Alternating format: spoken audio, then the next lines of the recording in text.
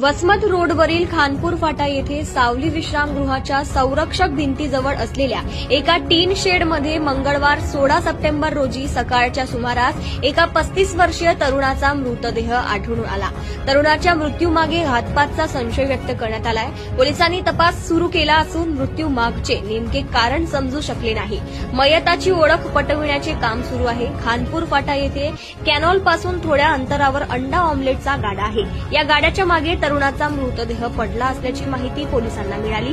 पोलिसांनी घटनास्थळी धाव घेतली। तरुणाजवळ त्याची ओळख पटेल असे कोणतेही साहित्य आढळले नाही। तरुणाच्या चेहऱ्यावर मार लागल्याचे निशाण दिसत आहे।